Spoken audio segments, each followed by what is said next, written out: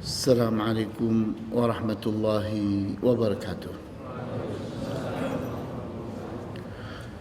إن الحمد لله نحمده ونستعينه ونستغفره ونعوذ بالله من شرور أنفسنا ومن سيئات أعمالنا. من يهده الله فلا مضل له ومن يضلل فلا هادي له، وأشهد أن لا إله إلا الله وحده لا شريك له، وأشهد أن محمدا عبده ورسوله لا نبي بعده. نصلي ونسلم على رسولنا الأمين وعلى آله وأصحابه ومن تبعهم بإحسان إلى يوم الدين، وبعد. Ikhwani wa akhawati fid din, a'azzakumullah. Kita pada petang hari ini insyaallah akan melanjutkan bahasan kita dari kitab Al-Arba'in An-Nawawiyah. Kita masuk kepada hadis nomor 19. Seperti biasa kita ingin mendengar 3 orang yang hafal hadis ini. Silakan.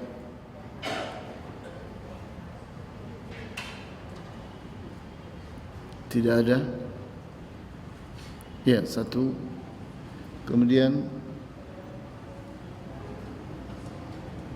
2. Kemudian 1 lagi. Ya, 3. Tafadhal. Nomor 1. Nomor 1. Sebentar. Antum nomor 3. Ya, nomor 1.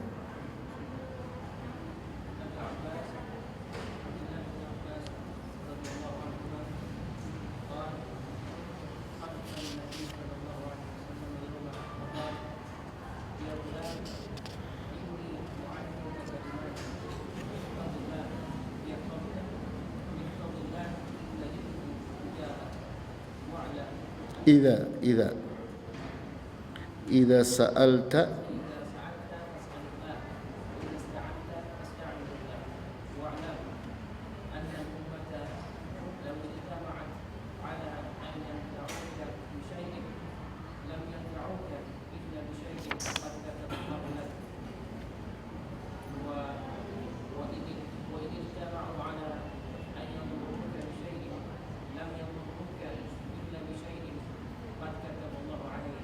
قد كتبه الله.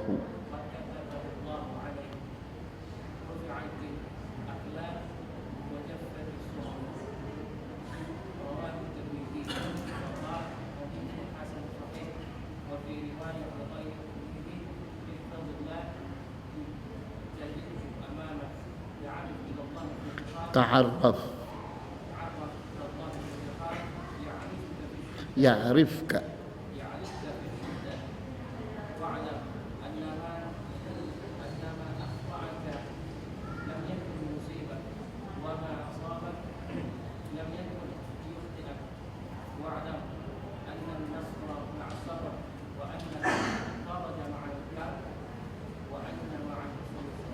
Nah, fadhal. Yang kedua.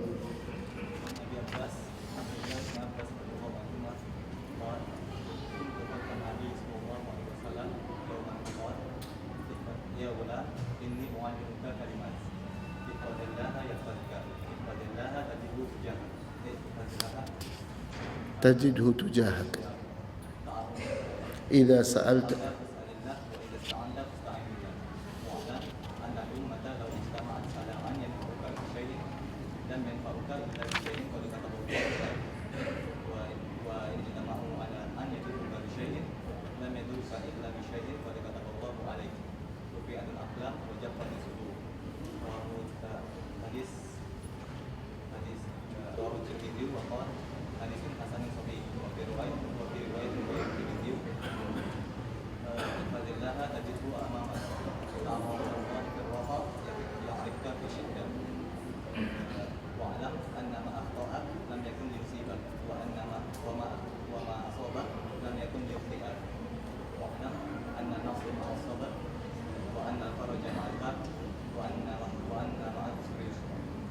Ya, boleh. Yang ketiga.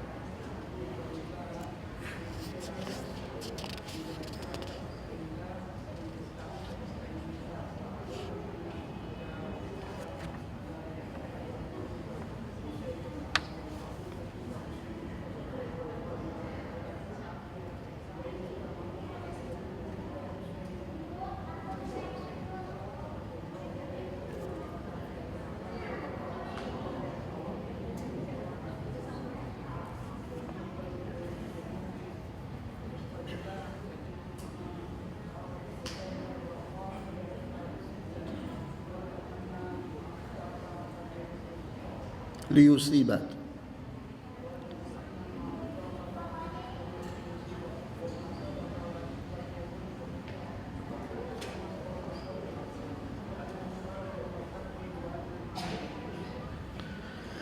Ya, kita lihat hadis ke-19 ini syarat akan pelajaran kepemimpinan, di mana Rasulullah SAW itu mendidik para sahabat radhiyallahu anhum kepemimpinan.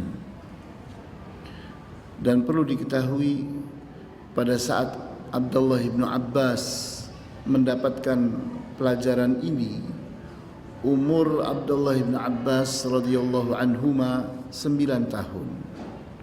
Dan ingat pula pada saat Rasulullah SAW wafat, umur Abdullah bin Abbas itu baru 15 atau 16 tahun. Jadi antum bayangkan, yang diajari oleh Rasulullah SAW pelajaran ini adalah anak kecil. Tapi antum lihat bobot pelajarannya seperti ini.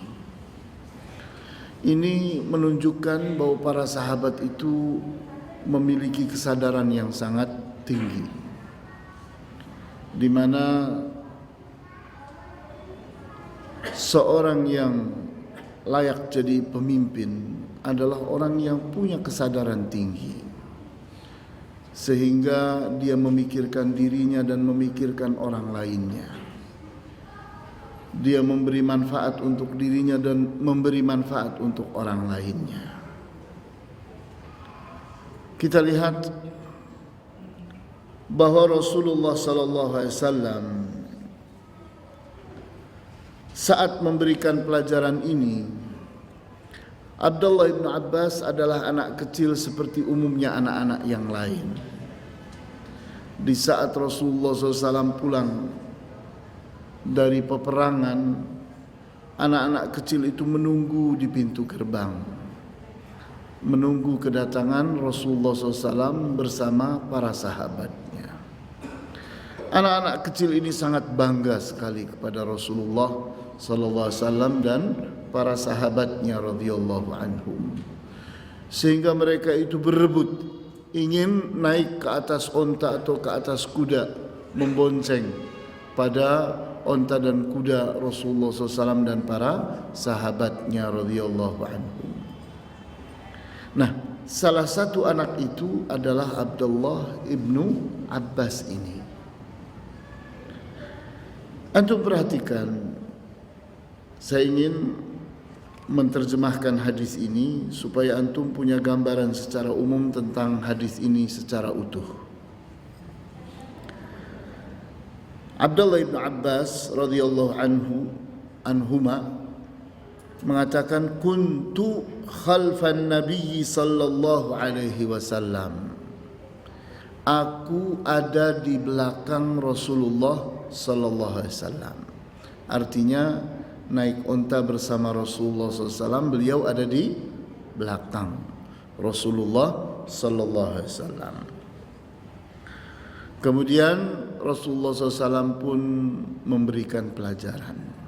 Ya ghulam, wahai anak, inni u'allimuka kalimat, sesungguhnya aku akan mengajari engkau kata-kata. Antum lihat kata-kata yang Rasulullah SAW ungkap itu ungkapan seperti kata-kata mutiara. Jadi kalau kita membaca kata-kata hikmah atau kata-kata mutiara, ini yang meluncur dari lidah Rasulullah SAW adalah susunan kata-kata yang seperti itu. Ihfazillaha yahfazka. Pelihara olehmu Allah, Allah akan memeliharamu. Jadi kita lihat ini sebuah susunan kata-kata yang indah sekali. Kalau seseorang itu mau memelihara Allah, maka Allah akan memelihara dia. Ihfazillaha tajidhu tujahaka. Pelihara olehmu Allah, engkau akan mendapati Allah ada di hadapanmu. Kata-kata yang begitu indah. Idza sa'alta fas'alillah. Jika engkau membutuhkan sesuatu, maka memintalah kepada Allah. Wa idza sta'anta fasta'in billah. Dan jika engkau butuh bantuan, maka meminta bantuanlah kepada Allah. Bayangkan anak sekecil ini diajari kata-kata yang mungkin kalau kita melihat anak sekarang belum siap dengan bobot itu. Anak umur 9 tahun diarahkan seperti ini. Kita tahu bahwa di dalam ajaran Islam pelajaran itu harus sudah sampai semenjak anak masih kecil. Walaupun seorang anak itu belum paham sholat, tapi sudah harus diajari sholat semenjak umur 7 tahun. Dan harus sudah mulai sholat saat dia berumur 10 tahun. Padahal dia baru mulai berdosa kalau dia tidak sholat pada saat dia baligh. Balighnya nanti pada saat berumur 12, 13, 14 tahun. Artinya apa? Pelajaran itu harus sudah sampai kepada anak untuk menjadi kesiapan dia belajar. Pada saat kecerdasannya nanti semakin meningkat, apa yang telah dihafalnya itu nanti akan terserap, akan dia mampu cerna, dan berikutnya akan mampu dia laksanakan. Wa'lam anna al-ummata law ijtama'at ala an yanfa'uka bi syai'in lam yanfa'uka illa bi syai'in qad katabahu Allahu lak. Wa'lam, dan ketahuilah, annal ummata law ijtama'at, bahwa kalau umat ini bersatu padu, ala an yanfa'uka bi syai'in, mereka bersepakat untuk memberi manfaat sesuatu kepadamu, lam yanfa'uka illa bi syai'in qad katabahu Allahu lak, mereka tidak akan mampu memberi manfaat kepadamu kecuali manfaat itu telah Allah tuliskan untukmu. Wa in ijtama'u ala an yadhurruka bi syai'in lam yadhurruka illa bi syai'in qad katabahu Allahu 'alaik. Dan kalau mereka bersatu padu ingin mencelakakanmu dengan melakukan sesuatu, maka mereka tidak akan mampu mencelakakanmu dengan sesuatu kecuali sesuatu itu telah Allah tuliskan atasmu. Rufi'atil aqlam, pena telah diangkat. Pena yang digunakan untuk menulis Al-Lauhul Mahfuz sudah diangkat, sudah tidak digunakan lagi. Kenapa? Karena takdir sudah tertulis. Wa jaffatis suhuf, dan lembaran-lembaran Al-Lauhul Mahfuz itu pun sudah kering. Sudah tidak ada yang berubah lagi. Hadis ini diriwayatkan oleh At-Tirmidzi dan nilai kekuatannya hasanun sahih. Didapati hadis yang sama di riwayat yang bukan riwayat At-Tirmidzi, di mana sabda beliau itu adalah demikian: ihfazillaha tajidhu amamak, pelihara olehmu Allah, engkau akan mendapati Allah ada di hadapanmu. Ta'arraf ilallahi fir rakha'i ya'rifka fish shiddah.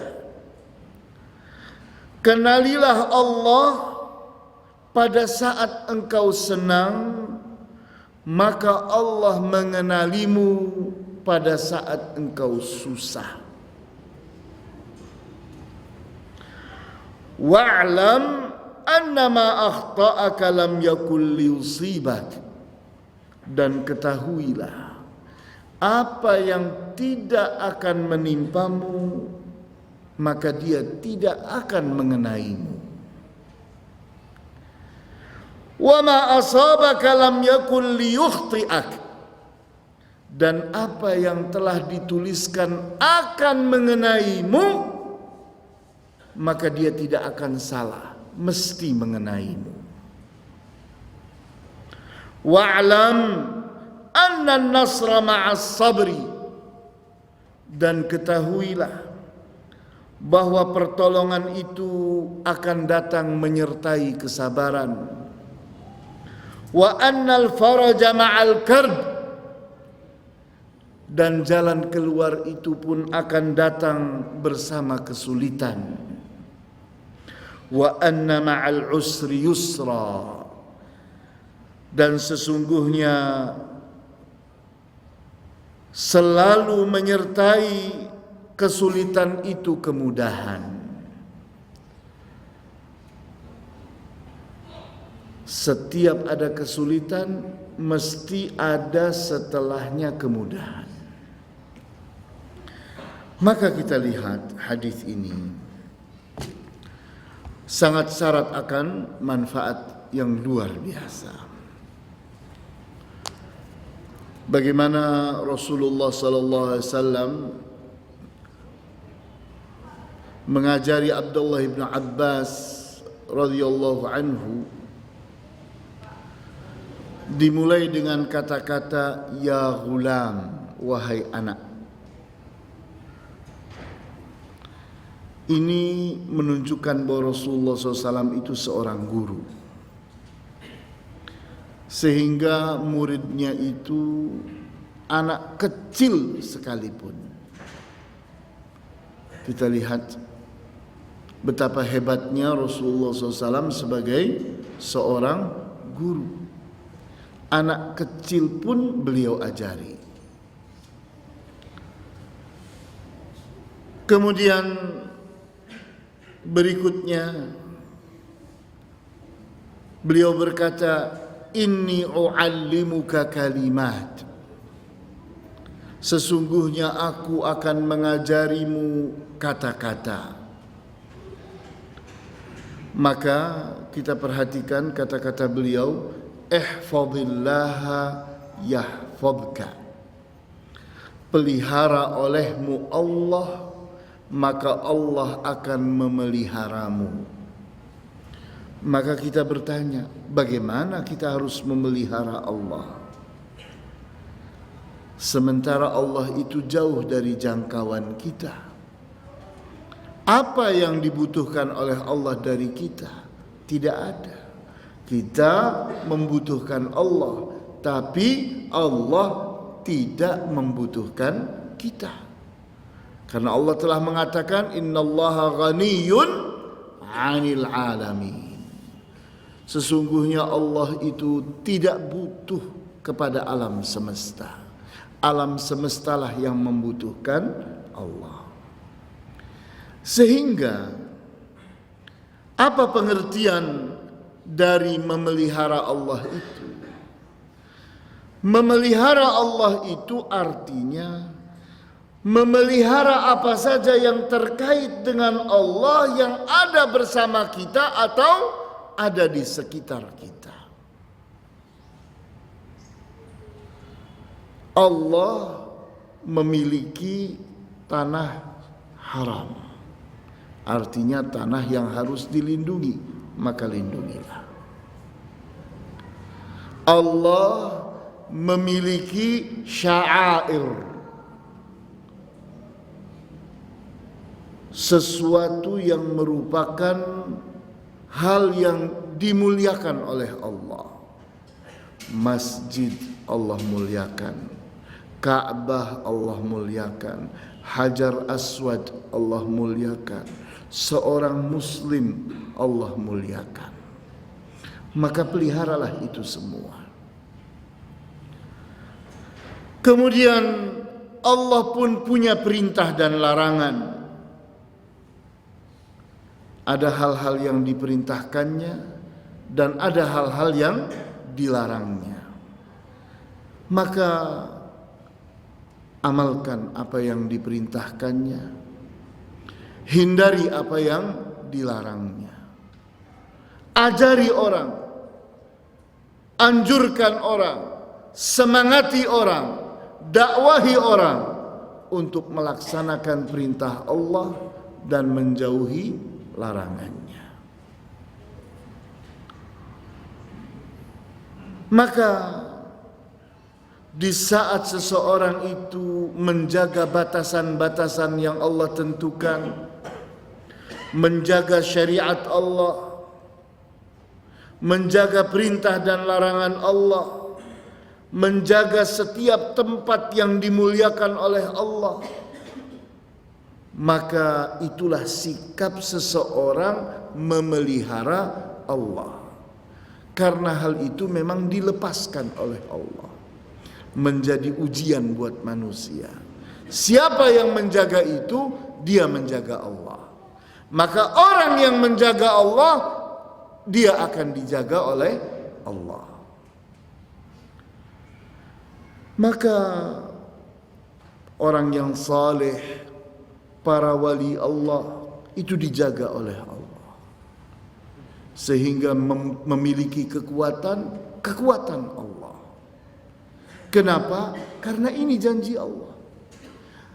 Orang saleh dan wali Allah itu menjaga apa-apa yang harus dijaga di dunia ini. Karena dia menjaga Allah, maka Allah balas dengan menjaganya. Dilindungi dia oleh Allah. Maka seperti termaktub dalam surat Muhammad ayat 17, walladzina ihtadaw zadahum hudaw wa atahum taqwahum. Walladzina ihtadaw, dan orang-orang yang mengikuti petunjuk, menjalankan perintah Allah dan menjauhi larangannya,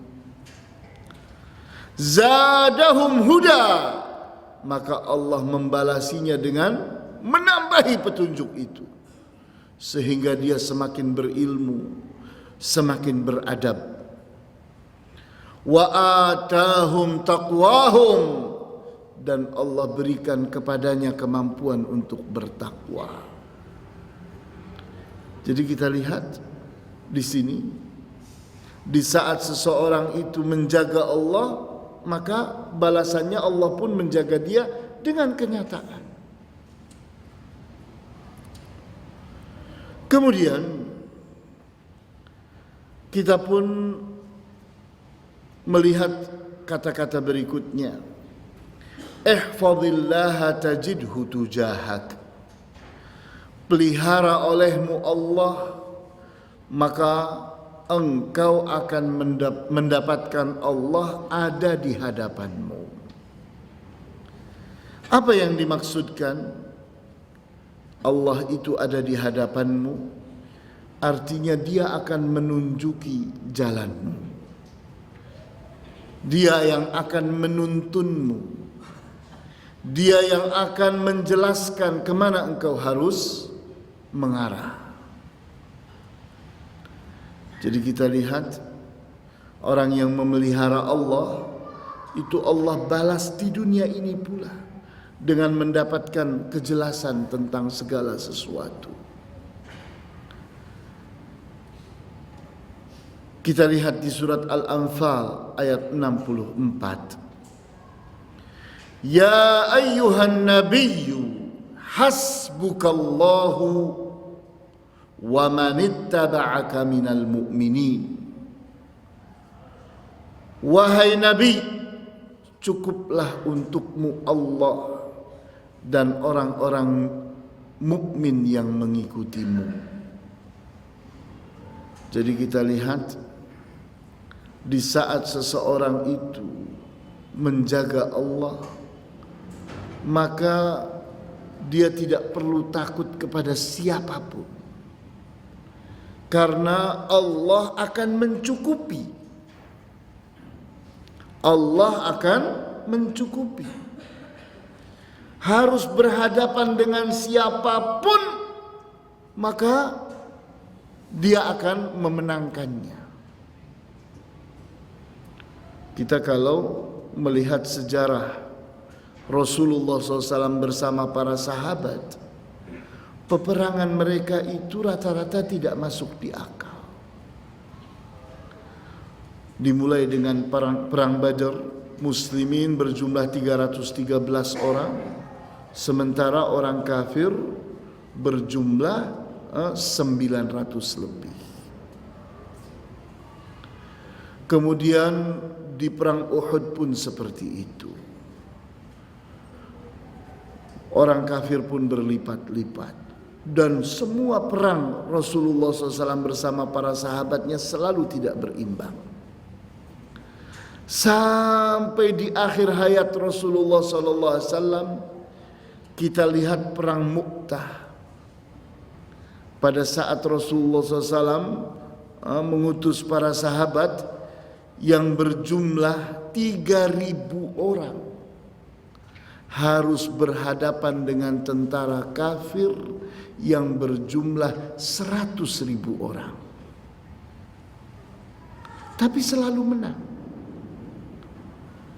Begitu pula perang Qadisiyah. Perang Qadisiyah itu jumlah muslimin 9.000 orang, harus berhadapan dengan tentara Persia 120.000 orang. Jadi kita lihat tidak wajar. Tidak wajar. Tapi mereka selalu menang. Kenapa? Karena mereka itu dilindungi oleh Allah, dibela oleh Allah. Orang yang menjaga Allah, dia akan dijaga oleh Allah. Kemudian kita lihat lagi pelajaran yang lain. Idza sa'alta fas'alillah. Jika engkau membutuhkan bantuan, membutuhkan sesuatu, maka mintalah kepada Allah. Sehingga para sahabat itu adalah orang yang tidak buru-buru minta bantuan kepada orang. Antum bayangkan, tinggi onta yang siap ditunggangi itu tidak kurang dari 2 meter.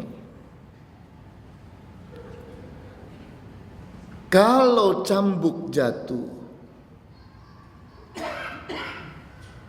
tentunya kita akan minta orang, kemari ambilkan cambuk saya. Para sahabat tidak. Turun dari ontanya, diambil cambuknya, lari naik kembali ke atas dengan repot. Kenapa tidak ingin minta bantuan kepada orang? Benar-benar Islam itu membangun kemandirian seorang mukmin. Bukan orang yang sedikit-sedikit minta, tidak yakin kepada kekuatan Allah, tidak yakin kepada kekayaan Allah. Seorang mukmin itu orang yang sangat yakin akan kemampuan Allah, akan kekayaan Allah. Maka para sahabat itu semuanya para pemimpin, dididik menjadi pemimpin oleh Rasulullah sallallahu alaihi wasallam. Kemudian kata-kata berikutnya, wa idza sta'anta fasta'in billah, dan jika engkau membutuhkan bantuan, mintalah bantuan kepada Allah. Jadi kita ini tidak bergantung kepada orang.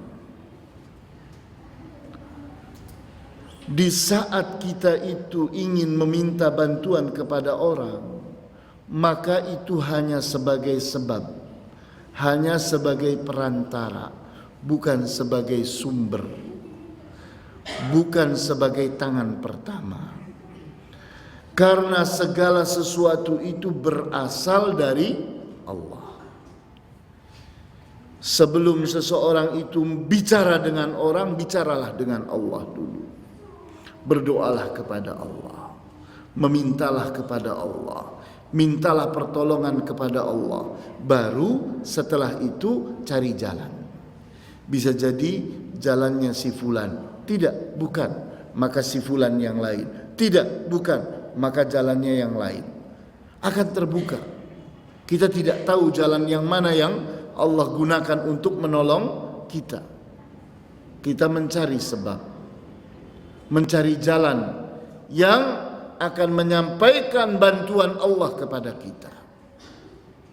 Sehingga orang itu di mata kita bukan sumber, bukan orang pertama, tapi dia itu hanya sebab, hanya perantara. Kemudian bisa jadi suatu saat kita ditolong oleh orang, maka yakini bahwa orang itu telah Allah tundukkan untuk menolong kita. Suatu saat Al-Imam Ahmad ibnu Hanbal akan berangkat pergi haji. Maka beliau pun pergi meninggalkan kota Baghdad. Mampirlah beliau di sebuah kota kecil.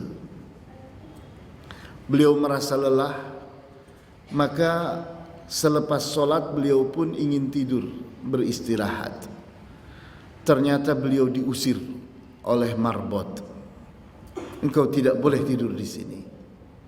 Masjid ini bukan tempat tidur, diusir. Maka Al-Imam Ahmad pindah ke serambi masjid, diusir pula.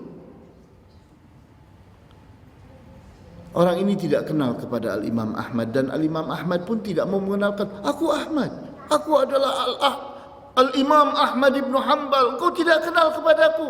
Tidak seperti itu. Diusir ya diusir. Ini hak dia sebagai marbot, maka diikutinya. Kemudian datanglah tukang roti. Kata tukang roti itu, apa yang terjadi pada engkau? Kata Al-Imam Ahmad, aku ini dalam perjalanan, aku ingin beristirahat. Ternyata aku diusir oleh marbot. Padahal aku butuh istirahat. Mari ikut aku. Ayo mari ke rumahku. Orang itu tidak ada yang dilakukannya kecuali istighfar. Sepanjang jalan sampai ke rumahnya. Di rumahnya pun sambil bekerja menyiapkan roti, sambil beristighfar.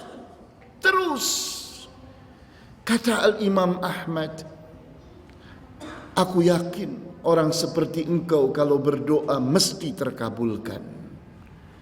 Kata orang itu, ada satu hal yang belum dikabulkan oleh Allah dari doa-doaku. Apa itu? Kata Al-Imam Ahmad, aku berdoa kepada Allah ingin ketemu dengan Al-Imam Ahmad ibn Hanbal. Orangnya sudah ditundukkan oleh Allah untuk sampai di rumah dia. Bayangkan. Jadi kita lihat ini sebuah pelajaran. Sebuah pelajaran bahwa seseorang itu tidak boleh bergantung kepada orang. Bergantunglah kepada Allah. Allah punya cara untuk menundukkan hamba-hambanya. Sehingga Al-Imam Ahmad berkata, inilah maunya Allah. Sehingga aku ditundukkan untuk sampai ke rumahmu, katanya. Kemudian kita lihat lagi suatu kata-kata yang nampak besar. Wa'lam annal ummata law ijtama'at ala an yanfa'uka bi syai'in lam yanfa'uka illa bi syai'in qad katabahu Allahu lak.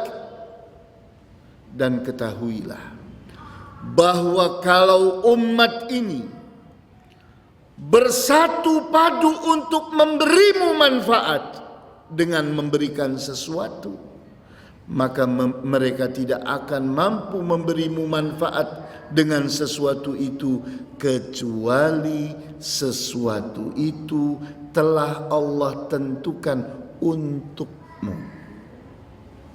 Bayangkan, anak sekecil Abdullah ibnu Abbas diajari seperti ini. Tidak takut kepada umat, walaupun harus berbeda dengan umat, dia siap. Bukankah ini pelajaran kepemimpinan? Walaupun umat ini besar dan jumlahnya banyak, kalau mereka itu salah, maka kita siap berbeda dengan mereka. Kita lihat bagaimana Nabi Ibrahim alaihissalam, dia harus berbeda dengan orang satu negeri, sehingga dia harus dibakar. Pada saat dia dilempar dengan menggunakan manjanik dan dia berada di angkasa untuk jatuh ke gunung api, maka di saat dia berada di atas angin, di atas udara, datanglah malaikat Jibril untuk bertanya kepadanya, alakah hajah? Apakah engkau membutuhkan aku? Kata malaikat Jibril. Jawab Nabi Ibrahim, amma ilaika fala. Adapun kepadamu tidak butuh. Hasbi Allah wa ni'mal wakil.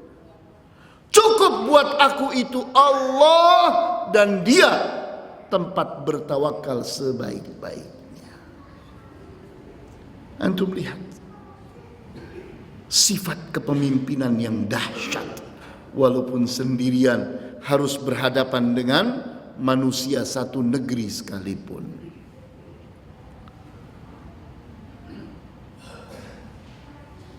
Sehingga Allah lah satu-satunya tempat bersandar. Kemudian bisa jadi suatu saat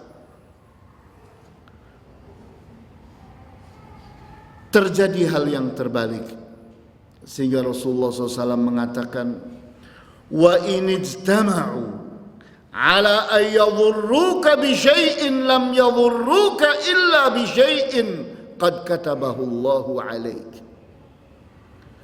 Dan jika umat ini telah bersatu padu untuk mencelakakanmu dengan melakukan sesuatu terhadapmu, maka tidaklah sesuatu itu akan menimpamu kecuali Allah telah menetapkannya atasmu. Bisa jadi seseorang ada pada posisi di mana dia itu berhadapan dengan sesuatu yang sangat sulit, namun ternyata dia membutuhkan manusia. Dia membutuhkan manusia. Kalau kita lihat Nabi Ibrahim alaihissalam, malaikat Jibril pun ditolaknya. Karena tingkat tawakalnya Nabi Ibrahim sedemikian tingginya. Nah, kita pada saat ternyata harus dibantu oleh seseorang, maka hendaknya kita mulai dengan berdoa kepada Allah. Sehingga adanya dia itu bukan sandaran kita, tapi sandaran kita adalah Allah semata-mata. Orang itu adalah orang yang Allah utus, Allah tundukkan untuk membantu kita. Di saat seperti itu yang terjadi, maka pelajaran ini pun tidak bertentangan. Kemudian suatu saat seseorang itu harus menolak keburukan. Harus menolak keburukan. Sementara dari pelajaran ini terkesan seolah-olah ini sudah takdir Allah untuk menimpa kita.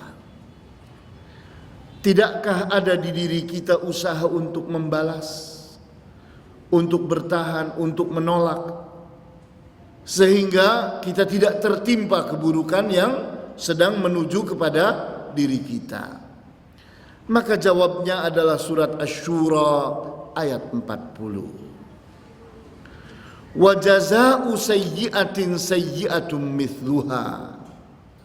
Dan balasan dari setiap keburukan adalah keburukan yang sama dengannya.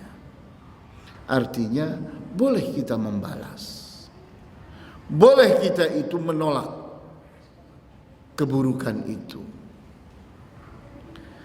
Kemudian berikutnya lagi dikatakan rufi'atil aqlam. Pena-pena itu telah diangkat.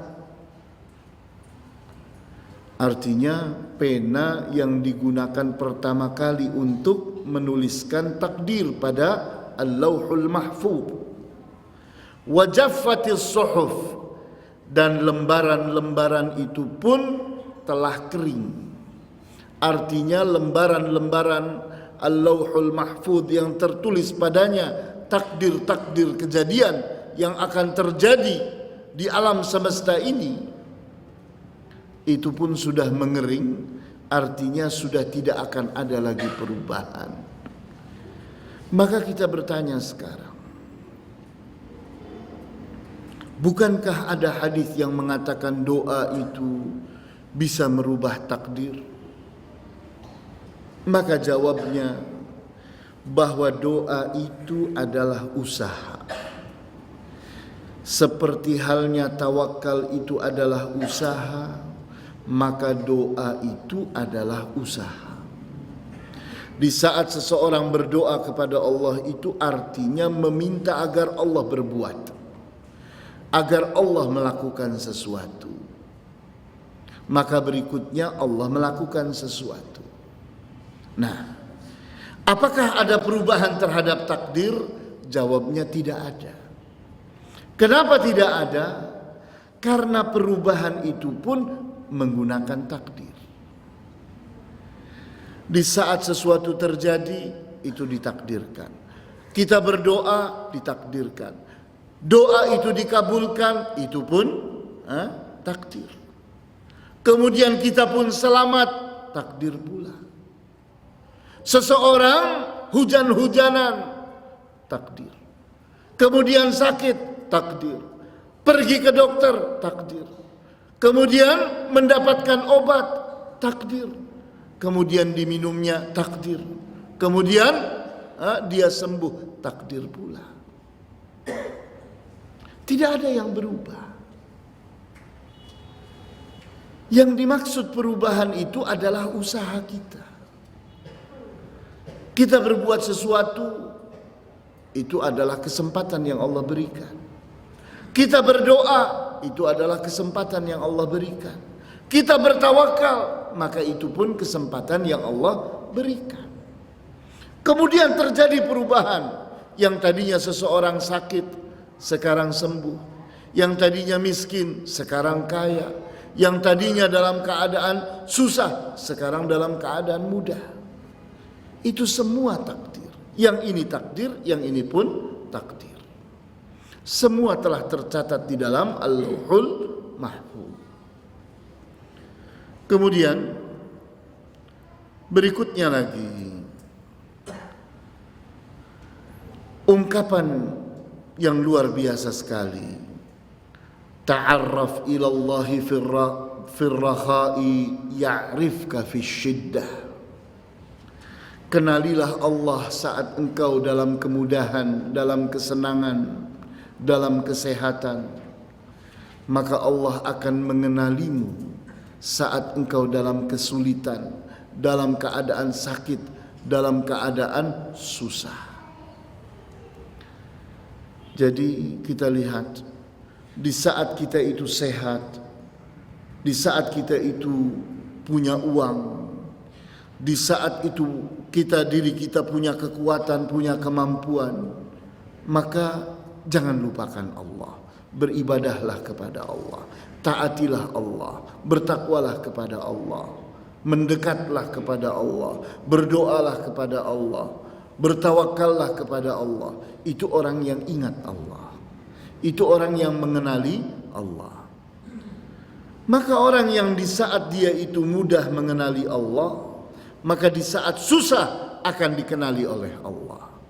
Dia tidak dilupakan. Sehingga kita membaca ayat yang menggambarkan sebaliknya. Nasullaha fanasiyahum. Mereka melupakan Allah, maka Allah pun melupakan mereka. Balasan yang setimpal. Kemudian kita lihat sabda Rasulullah SAW berikutnya. Wa'lam annama akhta'aka lam yakun liyusibaka wa ma asabaka lam yakun liyukhti'aka. Wa'lam, dan ketahuilah, annama akhta'aka, bahwa sesungguhnya apa yang salah terhadapmu, artinya sesuatu yang tidak ditakdirkan oleh Allah akan mengenaimu, lam yakun liyusibak, maka sesuatu yang tidak ditakdirkan itu tidak akan mengenaimu. Jadi kita punya kewajiban untuk beriman kepada takdir. Kalau tidak ditakdirkan, tidak akan terjadi. Wa ma asabaka, tapi sebaliknya, apa yang akan menimpamu karena memang telah ditakdirkan, lam yakun liyukhti'ak, tidak mungkin salah takdir itu, mesti akan terjadi atasmu. Di sini iman kita kepada takdir betul-betul dibangun, sehingga seseorang yakin bahwa apapun yang terjadi itu takdir Allah. Kalau sesuatu tidak ditakdirkan oleh Allah, tidak akan terjadi.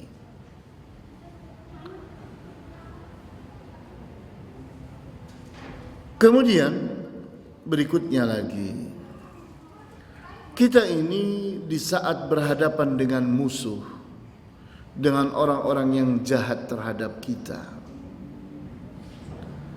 kita diajarkan untuk bersabar.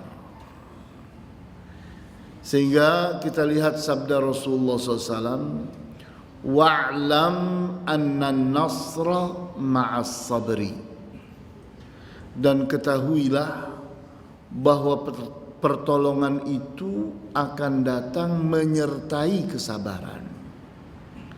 Jadi kalau kita itu sabar, terus sabar, terus sabar, dan kita menganjurkan orang-orang yang bersama kita untuk terus sabar, karena memang sabar itu adalah ujian, maka pertolongan itu akan datang.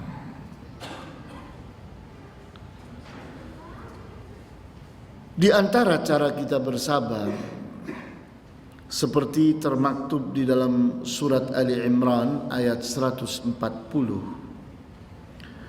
Iyamsaskum qarhun faqad massal qawma qarhum mithluh. Jika engkau itu ditimpa oleh sesuatu yang engkau tidak sukai, maka mereka, musuh-musuh kita pun sama mengalami hal yang sama. Kita manusia, mereka pun manusia. Kalau kita mengalami sakit, mereka pun mengalami sakit. Kita mengalami kesulitan, mereka pun mengalami kesulitan. Jangan membayangkan bahwa mereka ada dalam kesenangan, kita ada dalam kesedihan. Kita dalam kesulitan, mereka ada dalam kemudahan. Tidak. Mereka itu sama dengan kita, kena takdir juga, kena ujian juga. Mereka pun kena beban seperti manusia yang lain.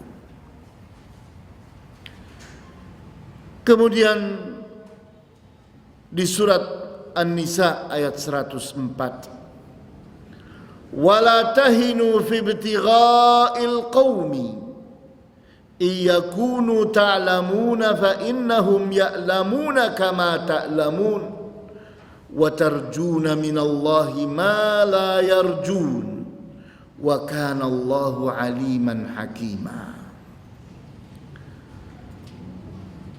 Wala tahinu fi ibtigha'il qaum, janganlah engkau berhina dina mengharapkan suatu kaum. Artinya di saat kita ini harus berbeda dengan orang. Kita dalam tauhid, mereka dalam syirik. Kita dalam iman, mereka dalam kekafiran.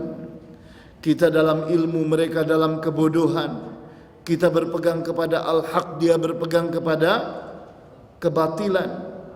Maka ingat, wala tahinu fi ibtigha'il qaum, jangan engkau berhina dina mengharapkan orang. Kita harus menghinakan diri kita untuk mengalah kepada mereka, sehingga kita bermudahana mengorbankan kebenaran, membenarkan kesalahan. In takunu ta'lamuna fa innahum ya'lamuna kama ta'lamun. Jika kalian merasa sakit, mereka pun sama merasa sakit pula seperti kalian merasa sakit. Lebihnya, wa tarjuna minallahi ma la yarjun. Lebihnya kalian itu berharap kepada Allah sementara mereka tidak berharap kepada Allah. Mereka tidak punya Allah, kita punya Allah. Wa kana Allahu aliman hakima, dan adalah Allah itu maha mengetahui dan maha bijaksana. Kemudian kata-kata beliau berikutnya, wa'lam annal faraja ma'al karb, dan ketahuilah bahwa al-faraj, jalan keluar dari kesulitan, itu selalu menyertai kesulitan. Tidak ada peluang tanpa tantangan, tidak ada. Orang ingin kaya, maka dia harus mencari peluang. Orang mencari peluang harus mau berhadapan dengan tantangan. Karena tidak ada peluang yang tanpa tantangan. Orang itu harus sulit dulu baru dapat kemudahan. Orang harus berani berhadapan dengan sesuatu yang terkesan buntu untuk kemudian dia lihat ada titik celah, ada jalan keluar.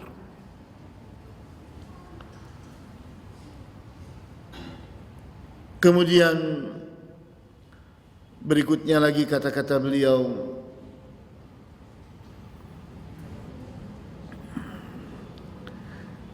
ditekankan oleh Abdullah ibn Abbas, beliau berkata, la yaghliba usrun yusrain, tidaklah kesulitan yang satu itu mampu mengalahkan kemudahan yang dua. Kita lihat dari mana pelajaran itu didapat, dari surat Asy-Syarh atau Al-Insyirah. Fa inna ma'al usri yusra, inna ma'al usri yusra. Sesungguhnya menyertai kesulitan itu kemudahan, sementara kesulitannya diberi alif lam. Ma'al usri, al-usri ada alif lamnya, al-usri dengan alif lam. Sementara yusran tidak pakai alif lam. Itu diulang lagi sekali lagi. Inna ma'al usri yusran. Sesungguhnya menyertai al-usri kesulitan, yusran kemudahan. Itu artinya kata Abdullah ibn Abbas, kesulitan yang sama satu kali terjadi, kemudahan akan terjadi dua kali. Jadi seseorang itu tidak boleh berkecil hati, karena jumlah kebahagiaan, jumlah kesehatan, jumlah kesenangan, jumlah kemudahan lebih banyak daripada kesedihan, kesulitan, dan seterusnya. Hanya saja kita pelupa. Kita baru ingat bahwa itu adalah mahal di saat hal itu hilang dari diri kita. Kita baru tahu bahwa kesehatan itu mahal di saat kita sakit. Padahal waktu kita sehat itu lebih banyak daripada waktu kita sakit. Jadi dari sini kita ingin mengambil pelajaran-pelajaran. Kita kutip dari Syekh Muhammad bin Salih Al-Utsaimin. Yang pertama adalah betapa lembutnya Rasulullah SAW bersama anak kecil. Ini penting. Kita itu jangan suka menyepelekan anak kecil. Di antara kesalahan kita yang paling besar adalah terpisahkannya orang tua dari kalangan remaja. Sehingga anak-anak remaja itu rusak, berantakan, dimakan oleh setan manusia dan setan jin. Habis. Kenapa? Ada kesenjangan yang dahsyat antara orang tua dengan kalangan remaja. Ini harus kita susul, jangan diteruskan. Kita harus akrab dengan anak kecil, seperti Rasulullah SAW akrab dengan anak kecil. Pelajaran yang kedua, kita dapati di mana Rasulullah SAW sebelum berbicara memberi judul. Beliau katakan, ya ghulam, inni u'allimuka kalimat. Wahai anak, aku akan mengajarimu kata-kata. Jadi ada judulnya, sehingga seseorang itu menunggu, menantikan. Ini pentingnya kita itu kalau berbicara, kita beri judul, sehingga orang menunggu apa yang kita terangkan sampai selesai. Kemudian berikutnya lagi, Rasulullah SAW membuat perimbangan dalam berbicara. Ihfadillaha yahfadka. Pelihara olehmu Allah, Allah akan memeliharamu. Ini ada perimbangan. Di saat seseorang itu beramal, maka ada balasannya. Kemudian berikutnya lagi, di saat orang itu ingat kepada Allah, maka Allah pun ingat kepada dia. Hal ini termaktub di surat Al-Hasyr ayat 19. Wala takunu kalladzina nasullaha fa'ansahum anfusahum ulaika humul fasiqun. Dan janganlah kalian menjadi orang seperti mereka, orang-orang yang melupakan Allah, maka Allah pun menjadikan mereka lupa terhadap diri mereka sendiri. Allah melupakan mereka dan mereka pun lupa terhadap diri mereka sendiri. Mereka itulah orang-orang yang fasik. Orang-orang yang melupakan Allah itu adalah orang-orang yang fasik. Karena di saat orang itu lupa Allah, maka dia pun berbuat maksiat dengan tenangnya karena menganggap Allah tidak ada. Kemudian di antara sikap seseorang memelihara Allah adalah selalu berbuat kebaikan dan selalu menunjuki orang kebaikan. Selalu menjauhi keburukan dan menganjurkan orang untuk menghindari keburukan. Kenapa? Karena Allah itu selalu memelihara kebaikan. Karena Allah itu selalu menjaga orang dari keburukan. Maka di saat kita ini terus memelihara kebaikan dan mengajak orang untuk memelihara kebaikan, menganjurkan orang untuk menghindari keburukan, maka kita itu sedang melakukan sesuatu yang disukai oleh Allah. Karena Allah menyukai kebaikan, membenci keburukan. Kemudian berikutnya lagi, sikap seseorang itu selalu meminta pertolongan kepada Allah dalam hal yang kecil ataupun yang besar. Antum tahu, para sahabat itu diajari oleh Rasulullah SAW salat istikharah atau doa istikharah dalam hal yang kecil sekalipun. Bahkan mereka diajari bacaannya seperti mengajarkan Al-Quran.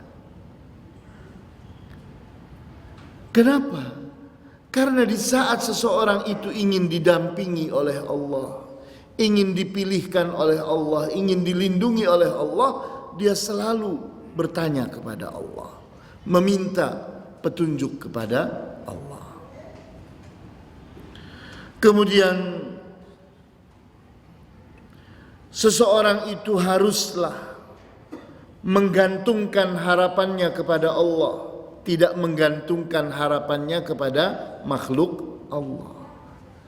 Orang yang menggantungkan harapannya kepada Allah tidak akan pernah kecewa. Tapi orang yang menggantungkan harapannya kepada selain Allah, dia akan terus-menerus kecewa. Kemudian segala sesuatu itu telah Allah takdirkan. Tidak ada yang tidak ditakdirkan oleh Allah. Walaupun sekedar biji yang akan tumbuh, sekedar daun yang akan jatuh, semua telah ditakdirkan oleh Allah. Sehingga kita tidak boleh berputus asa. Dan kita tidak boleh takut kepada siapapun. Walaupun orang mengancam kita dengan ancaman, maka jangan takut. Kenapa?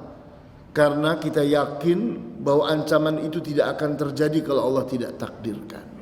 Maka kita segera merapat kepada Allah. segera kita mendekat kepada Allah sebagai penentu takdir. Kemudian kita pun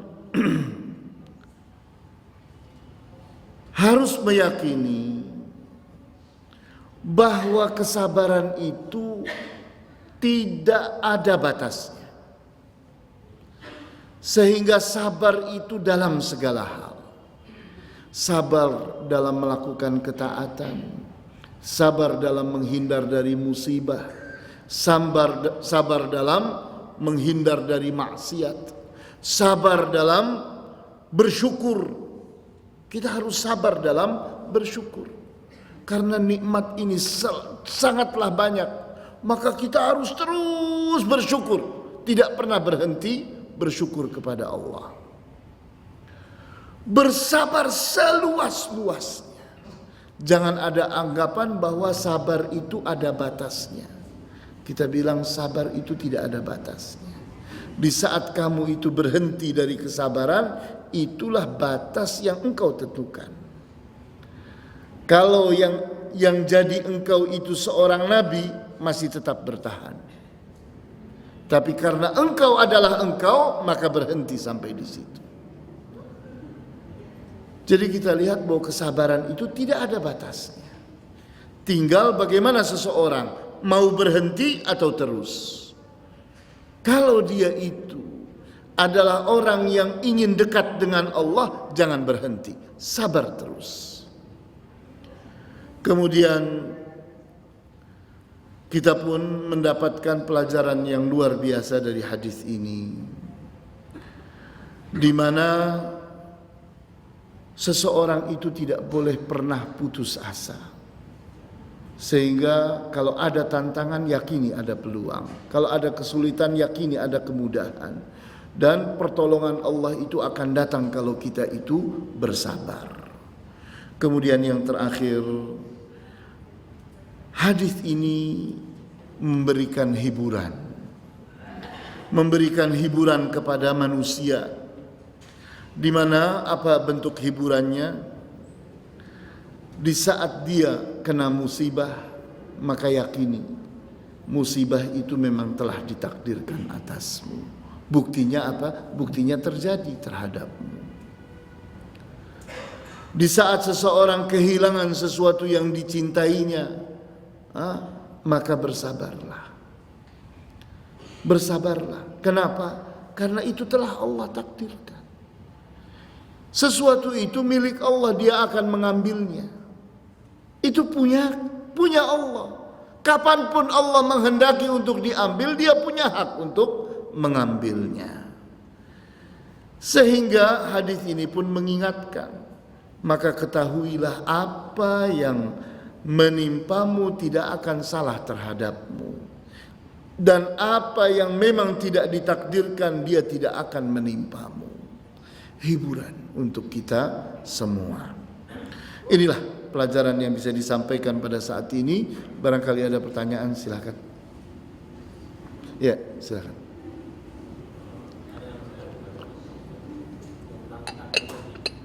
Orang jadi baik apa tidak?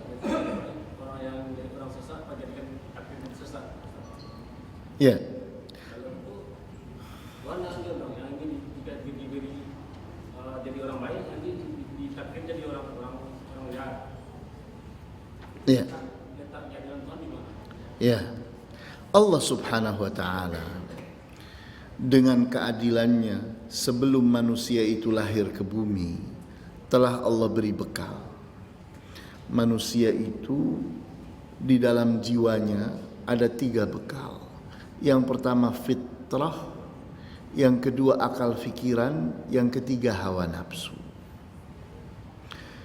Maka dengan fitrah itu manusia tahu mana yang baik, mana yang buruk, mana yang benar, mana yang salah, mana yang bermanfaat, mana yang berbahaya. Itu sudah ada pada setiap orang. Fitrah ini yang akan membimbing seseorang. Di saat dia berbuat salah, jantungnya akan berdebar. Di saat dia dalam bahaya, maka jantungnya akan berdebar. Di saat dia itu dalam keburukan, contohnya seseorang berbohong, berdetak jantungnya, deg-degan. Kenapa? Karena fitrahnya tidak bisa menerima. Kemudian akal fikiran.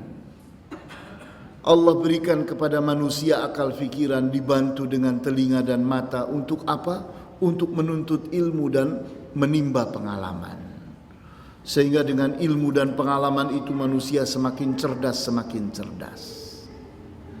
Kemudian Allah beri manusia itu hawa nafsu. Untuk apa? Agarlah dia punya semangat. Agarlah dia itu ingin memiliki, ingin berkuasa, ingin jadi pemimpin dan sebagainya. Dalam kebaikan, dalam kebenaran, dalam manfaat.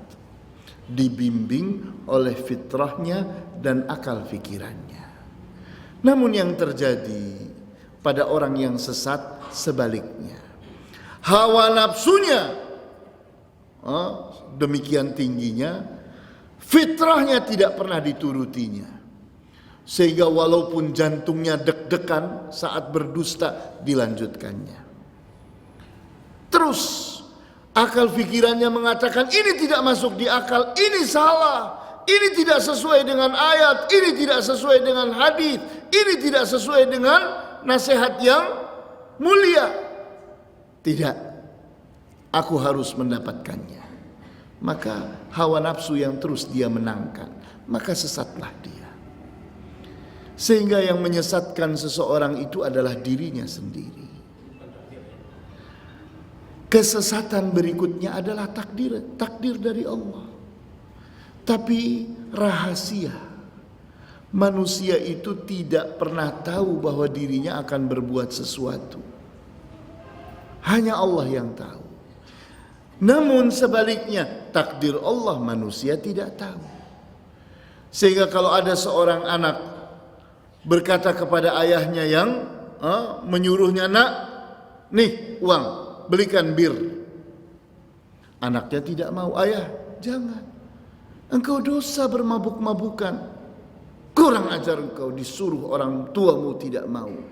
Maka si anak berangkat tidur. Ternyata si ayah itu pergi sendiri beli bir, kemudian bermabuk-mabukan. Keesokan harinya dia ditegur oleh anaknya. Ayah, kenapa engkau bermabuk-mabukan tadi malam? Oh, itu takdir katanya. Dari mana tahu takdir? Dari mana? Buktinya si anak sudah menahan tadi malam. Disuruh tidak mau. Bahkan diingatkan bahwa bir ini merusaknya. Tapi dia tetap meminumnya. Bolehkah seseorang menyalahkan takdir? Padahal dia tidak pernah tahu takdir. Kita ini mendapati bahwa takdir itu rahasia Allah.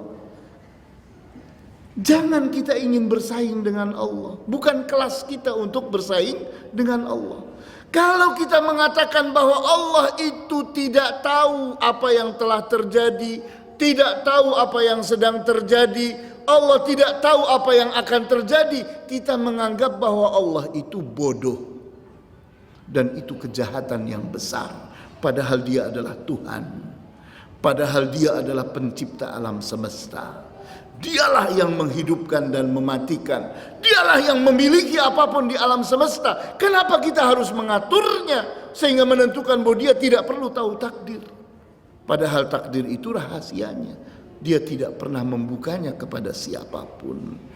Maka di saat seseorang mengait-ngaitkan perbuatan dan kesesatannya itu dengan takdir, itu sama dengan dia ingin menantang Allah.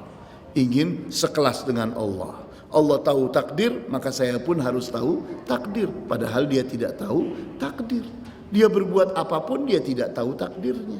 Dia memilih apapun, dia tidak tahu takdirnya. Kan begitu. Silakan, masih ada yang lain? Nampaknya cukup kita sholat isya. Baiklah. Wallahu ta'ala a'lamu bis-shawab. Walhamdulillahi rabbil alamin. Wa sallallahu ala asyrafil anbiya'i wal mursalin wa ala alihi wa ashabihi ajma'in. Subhanakallahumma wa bihamdika asyhadu an la ilaha illa anta astaghfiruka wa atubu ilaik. Wassalamualaikum warahmatullahi